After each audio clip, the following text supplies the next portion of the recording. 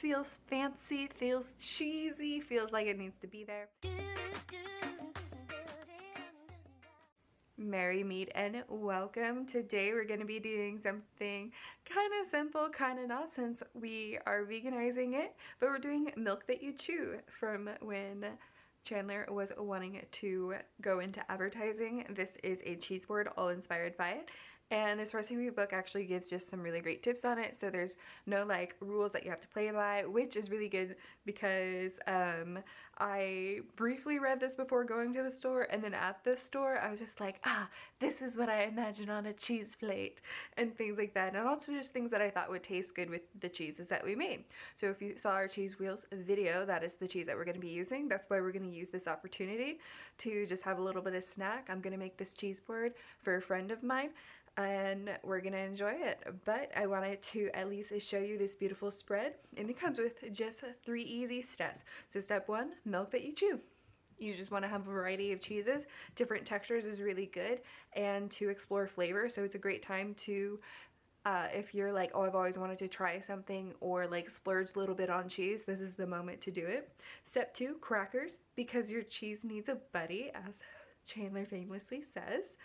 And you can't go wrong. Crackers, like sourdough bread, you just want something to help be the carrier of the cheese to your mouth. And then of course step 3, we have a grape, because who can get a watermelon in your mouth?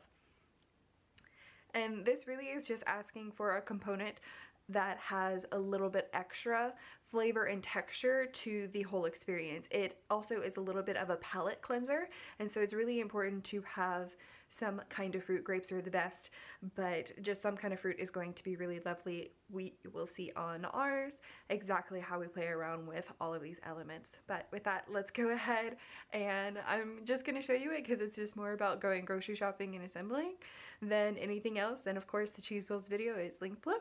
See you soon. Merry meet again. So here we are with our little bit of a cheese plate here.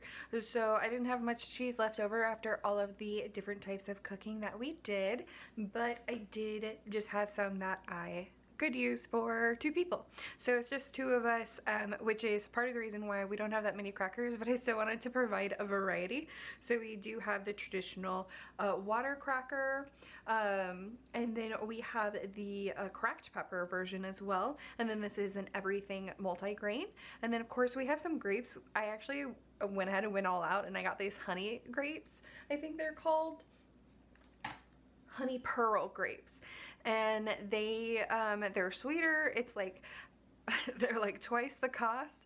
Honestly, regular grapes were out everywhere, so I just took it as a sign, you know. And then I chose a green apple because I think that'll go really well with the brie. And then we have this orange fig spread, which was just part of the things that I was just like, feels fancy, feels cheesy, feels like it needs to be there. And then a little spatula. So I'll just have this like in between my friend and I while we talk, catch up, and then I can always grab us more crackers or fruit. Of course our cheese is limited. Oh, the other thing I like about this is, so of course these cheeses are more suited to like making a little sandwich, right?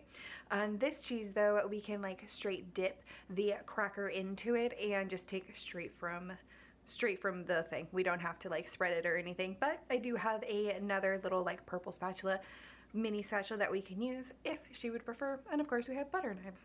But yeah, this is our little cheese plate inspired by milk that you chew.